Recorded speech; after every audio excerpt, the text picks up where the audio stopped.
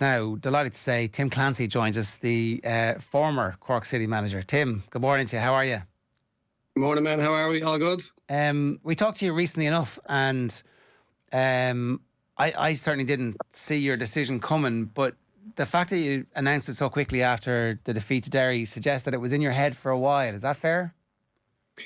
Yeah, I think so. I think since I lost my assistant manager back in March, the international window, when Jamie went back to Scotland, and we struggled to get a replacement. I think the longer it went on without a replacement, my assistant manager and the person I had there that I could trust. And look, Liam Carney stepped in, and Carnes is doing an unbelievable job at City with the academy, and you look at the players that he's rolling off the conveyor belt there, and Greg Elverton in recent weeks came in, was brilliant, but again that was a temporary situation because he's obviously got a job in UCC. So the longer it went without replacing the assistant manager, I think the harder it got. What was it specifically about the assistant manager role that you felt you needed to be able to do your side of the job? I just think, look, there's a real element of trust you need to have with your coaching staff, and when you have someone there that you can bounce ideas off, someone there you can rant to, you can let things off your own chest, they give you feedback and they can be honest as well with you.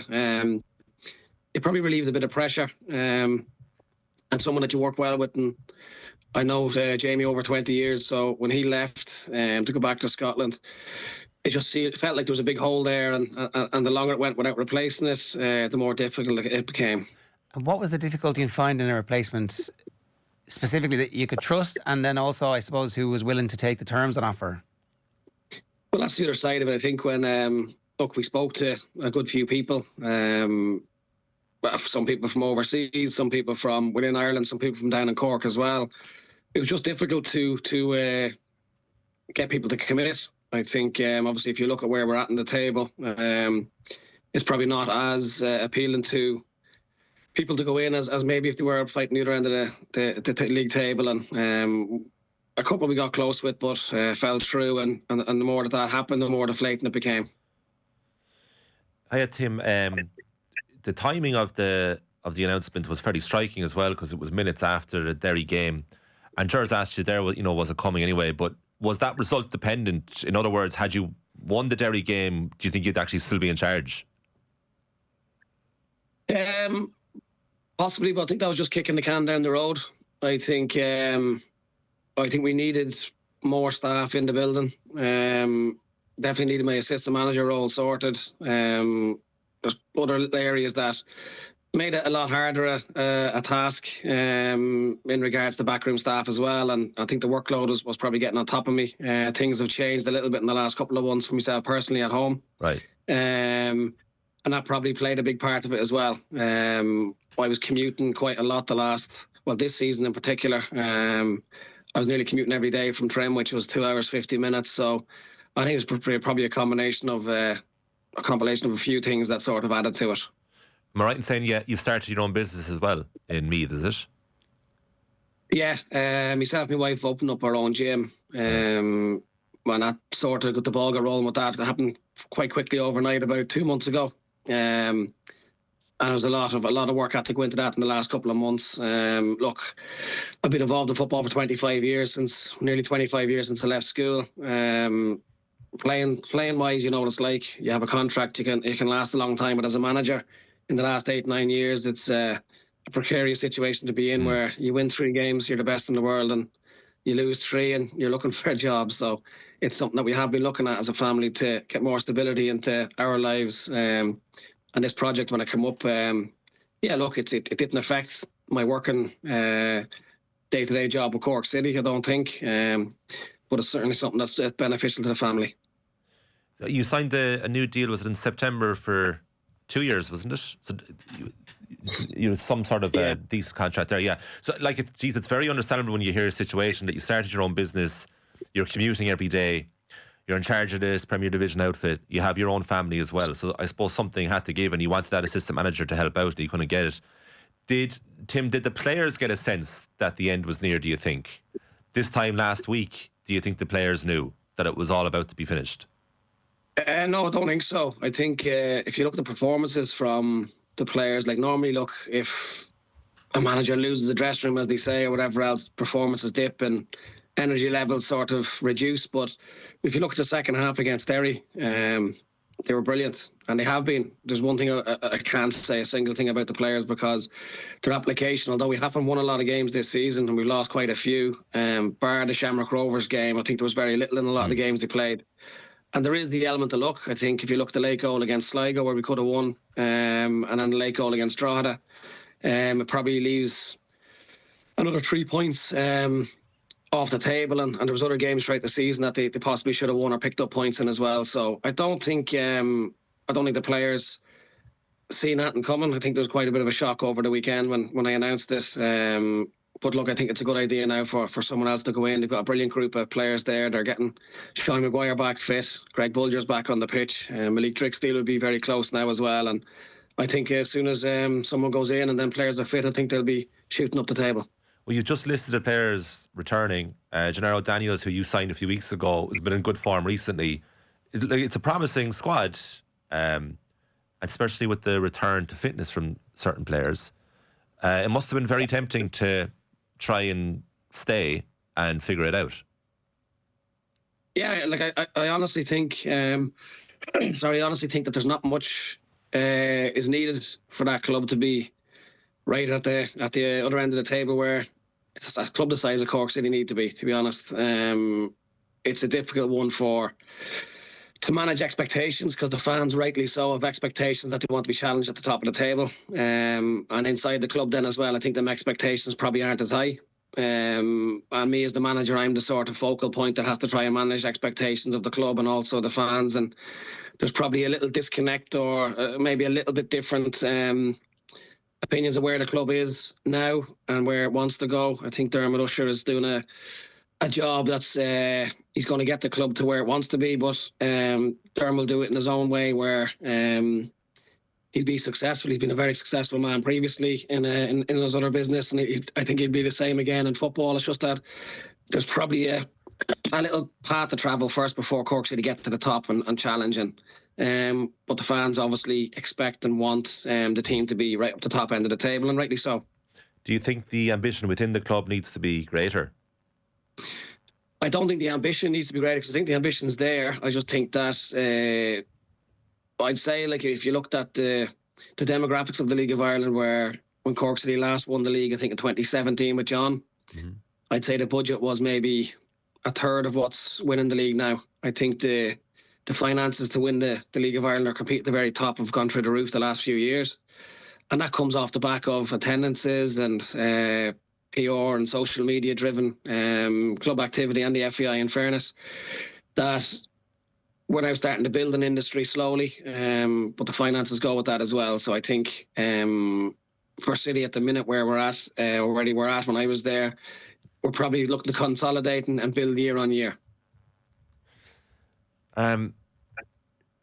Is there anything to prevent the club within to actually eventually get to where they want to go? You talked about Dermot Usher, you think eventually he will get there. But are there stumbling blocks there at the moment that they need to remove in order for that to happen? Look, from my point of view, I don't think there's anything there that's fundamentally wrong. I just think that for a manager, I think I wish I had more resources in regards to staff. I think the importance of having that level of staff around. I know Shelburne and Shamrock Rovers and Pats and Bows, a lot of them have a lot of day-to-day staff on the footballing side of things. We're probably short a little bit when I was there, and that adds to the workload and adds to the fatigue and everything else within the people that are being asked to lead the first team. So I think probably from my point of view, if I could have had something else, I probably would have had one or two maybe more members of staff to give me a dig out that could have helped and probably made us a little bit more efficient. And Tim, just for us on the outside, what would the duties have been for those people to actually relieve the burden on you? Is that down to planning sessions and also having time to do the one-on-one coaching with the individuals, and also at the same time making sure that everything's okay in their home life, etc.? Like, what is the actual nuts and bolts of that? I just think, like, look, there was one game where we didn't have an opposition analyst this year to go and watch teams play for us. myself and Jamie Hamill jumped in the car after a training session in Cork at 1:30. We drove to Derry to watch Derry against Bows, because we were playing Bows the following week. Watched the game. Obviously, the game kicked off at 7:45, whatever it was. We left the game and got back in at 4 a.m. Then went back in for training at 9:30 the next day. So obviously, look, it has an effect. You got to get the work done. You have to do it. Small things like that. I think the huge role now, I think at all football clubs, is probably video analysts. There's a lot of hours that go into analysing games and preparing presentations for players and whatnot for the opposition. And especially with us, who had a good turnover of new players into the league, that we had to try and do that to the best that we could. So that takes a lot of hours as well. And I think if you can relieve a lot of that, I know speaking to other managers in the league, they said that that's probably the most important role at the club for the manager's point of view, is to have an analyst that can do and sort of maybe relieve a lot of workload for you in that regard. So I had Paul O'Donovan there, who's actually a brilliant analyst, but again, Paul's got a full-time job. And he's dipping in now as much as he can to help. Was probably a requirement at the level that we're at now in the Premier Division. We need that little bit more that goes into the week-to-week running of it. It's funny how precarious the whole thing is, because I can see if the club invests, and not let's not take Cork City, but any club, if a club spends the money in the backroom team, but they were to get relegated because they haven't spent the money on the players, then you can't afford to have the backroom team. But if you don't put the money in the backroom team, then the players won't be able to perform and you might get relegated anyway. So it's kind of this vicious circle you can get trapped into. Yeah, it is. And again, like, look, there is no real surprise stories in any league title. When someone wins the league, it's normally the majority of the time it's someone that has the biggest budget. I think that's why the Leicester City story was unbelievable maybe 8 years ago, whenever they won the league, was because they didn't have the biggest budget. Same way that Kevin Doherty's doing an unbelievable job to have Drogheda up near the top of the table now. And that's why it's making headlines, is because everybody's looking at Drogheda and saying they shouldn't be up there. So I think, look, to be successful, you need to be able to compete with the teams that are at the top of the league, and that comes down to finances as well. And again, I'm not going to sit here and say that Dermot should have put more money in. It's Dermot's worked extremely hard in his life to be successful and earn money, and there's not really a return for. People say it's investors. It's not investors. It's like a sugar daddy, because they don't get money back. You don't make money from the League of Ireland or most football clubs. So it's not just a matter of, right, look, knocking on the door and saying, right, put money in. It has to be some sort of hybrid, maybe, where you can sort of get money coming into the club as well as pushing the boat a little bit without jeopardising the future of the club as well. Really, what we're talking about here is the football pyramid in the industry. It's just missing a few bits at the minute. So while the story generally is that the league is on an upward bounce, there's still elements of it that have to bed in properly. For example, you've been involved in Irish football since you were a kid. You've kind of come through the system. You've played in England and Scotland. You've come back and you've managed. You've done your pro licence. There's a reasonable chance, I don't know exactly what your plans are, but there's a reasonable chance you might be lost to the game for a period of time now. Or you'll go back in somewhere else. But it's not guaranteed. There's no network here. There's no LMA. There's nothing to kind of say, right, well, Tim, we actually want to download all the information you have, involve you at some level that's appropriate for you at the moment, and then when the time is right, get you back in. I don't know how to fix any of that. I think, look, it does come down to funding. I think the biggest and the quickest way probably for clubs to make money over here is the sale of young players. I think St. Pat's have done every club in this country a huge favour by Gareth being resilient in offers that were made for Mason Media to say no, he wasn't happy with them, and he was able to knock them back, and eventually they've got £2 million up front for one of the most talented kids in this country. And I think that has to be the way forward. I think to develop more Mason Medias and Michael Noonan, or young Victor that's at Rovers, and Cathal O'Sullivan and the like, we need more funding into the academies. And I think the advantage we have of Brexit is now Mason Mealy would have been lost to England before he kicked the ball in the first team. Same with Cathal O'Sullivan and Michael Noonan, etc. So we have to capitalise now on the Brexit situation, where we're holding on to the best kids until they're 18, and command proper, respectful transfer fees. But on the other side of that, we have to be right in what we're doing as well. And like the likes of Cathal O'Sullivan now, he's probably going to leave in the summer. The club mightn't get the transfer fee that they should get for him because his contract's up at the end of the season, which means that he's only 6 months away from the minimum compensation that the club will be due anyway. So from that point of view, I think Pats were ahead of the ball. I know they probably lost out on Adam Murphy and Sam Curtis a few years back. But they certainly didn't make the second mistake again with Mason, and they tied Mason down to a long-term deal, which allowed them to command a really good fee from him. You may be gone, Tim, but I'm say you're going to be fairly invested about who gets the job next to Cork City.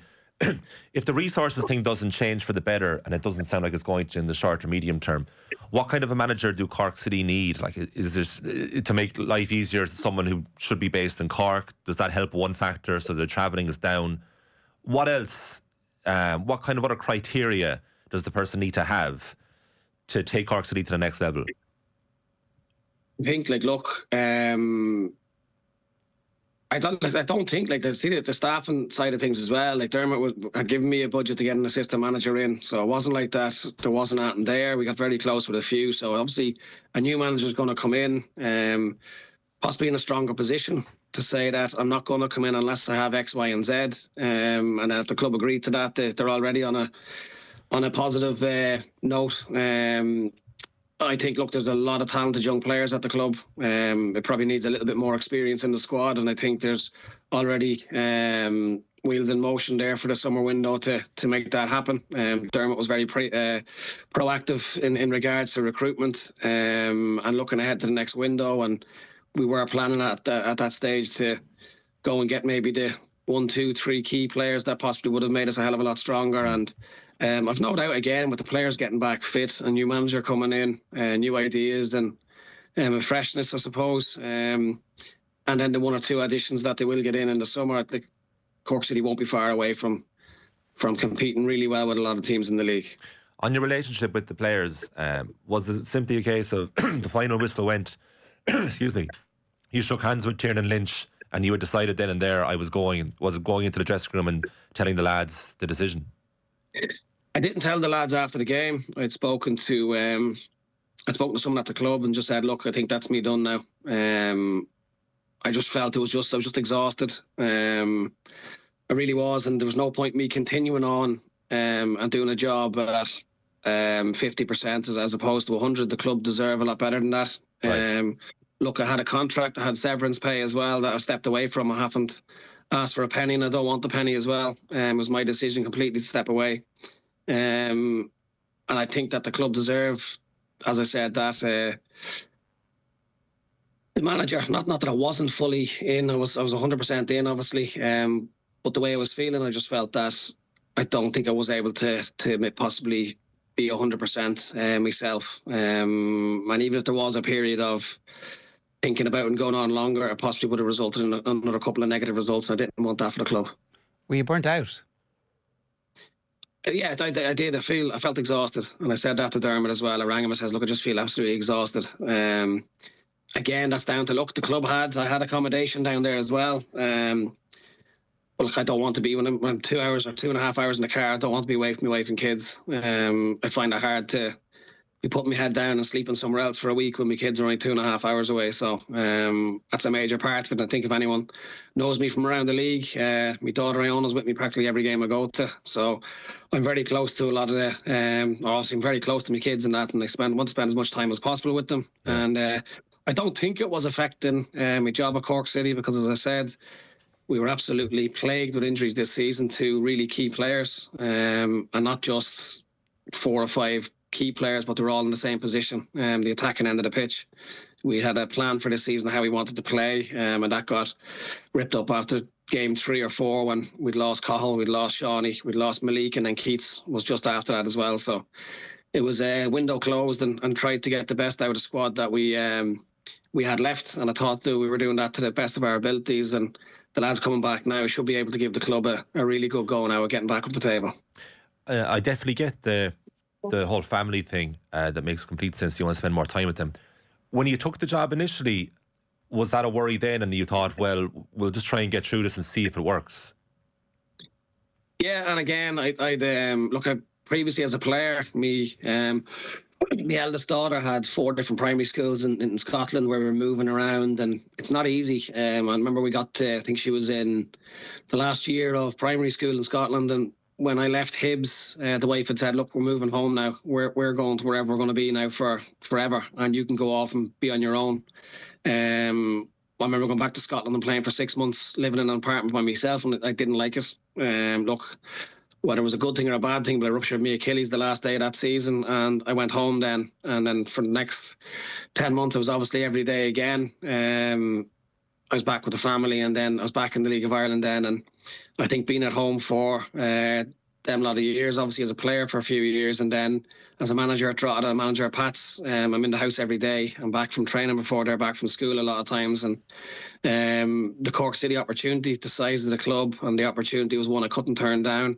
It was probably the best time to get the job, and I don't mean that in a disrespectful way, but they'd just been relegated and they were heavy favourites to win the first division and get back up. And I seen that as a brilliant opportunity for myself to manage such a huge club in this country. And yeah, I think back to the Premier Division, I was very excited, but I think putting plans in place, lads getting injured, and there's the pressure then of how you're going to change it, and then losing me assistant manager, and then just to travel it, I just probably burnt out a little bit near the end. Do you think you'll manage again? Yeah, I think I really enjoy it. It's something that I've had 240 odd games or whatever it is now as a manager in the League of Ireland. I think I've done relatively well everywhere I've been, and I think that I also have a strong ethos of playing younger players and seeing them develop, and I think that's something that I really enjoy, and especially when you see young lads going on and doing very well. And I think that I still have something to offer as well in that regard. Are you a better manager now? Obviously, you're going to say yes to that, right? So maybe a better question is how have you evolved as a manager? I think I've learned to obviously accept defeat a lot more, and you deal with it a lot better. Everyone loses games, and I think all the time it's the more high pressure situations you're in, I think you can develop yourself personally to deal with them pressure situations. And I think speaking to some of the staff that came in, Craig Elverton was very good, very, very structured and organised, and that's what he was saying. He was looking at me close up. He said that how I deal with the pressure of the day-to-day stuff and keeping it away from the players and relieving pressure from them. I think that's probably something that I've developed a lot more over the last lot of years as well. And the more experience you get and the older you get, you learn to deal with them situations. And is there any interest in a role that wouldn't be the first team manager? Would you go in as a coach for a period with somebody else, or is that not really part of your plans? Look, I wouldn't turn my nose up at anything. As a manager, I don't do a great deal of coaching. I dip in, I'll do some of the match day preparation stuff, but the coaches that you have there are to do the coaching on a day-to-day basis. I've played under managers previously to do everything. And they do the warm-ups, they do passing drills, possession drills, tactical stuff, finishing drills, and it's hard to filter through what their important information is from the stuff that's not so important if you hear the same voice all the time. So for the last eight years as a manager, 8.5 years, I haven't done a lot of coaching. I'm not saying I wouldn't go into it, but yeah, listen, if there's other roles in football as well in regards to the running of football clubs and that, it's not something that I'd say no to straight away either. I still think I have a hell of a lot to offer, and there's other sides of that as well, and especially the development of younger players is something that I'm very interested in, and I've been successful at that at every club I've been at. How's the new business going? Yeah, it's going great. Yeah, it's a gym that we've opened up. The wife was a personal trainer there since COVID, and then back in February we made a decision to open up a fairly big unit ourselves in Trim, and it's been really good. It's been a brilliant response from everyone, and it's 5 minutes from the house. My daughter Riona's a personal trainer as well, so it's something for her to work out of as well. So it's very much a family business that it started brilliantly, and it's something that we can develop and grow, and maybe that will give me the freedom a little bit more to be able to take jobs in football where there's a little bit more of a risk, knowing that the family's secure behind the job.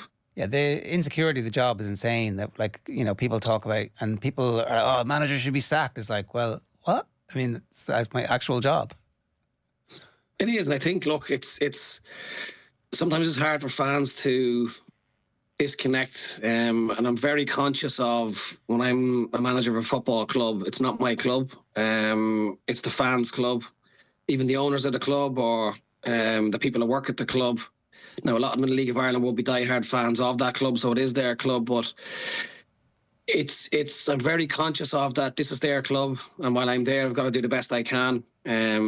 But fans then don't see the disconnect. The working life, it's my job, as opposed to it's their club. And I think when they get a couple of bad results, they do shout for a manager's head. And it's very hard for owners or boards at football clubs when the fans are making a lot of noise to stick with someone, because they're the ones that pay the bills of the fans. They're the ones, the season tickets and everything else. They're the revenue for the club. So the last thing the owners and boards want is the frustration to be directed at them. And listen, the fall guy normally is the manager. But we go into it knowing that, and that's a part of the job. Well, listen, we wish you the very best. Thanks a million for sharing all that with us, Tim. It's really interesting. No, appreciate it, guys. Thanks for having us on. Best of luck with All the everything, best. Tim. Cheers.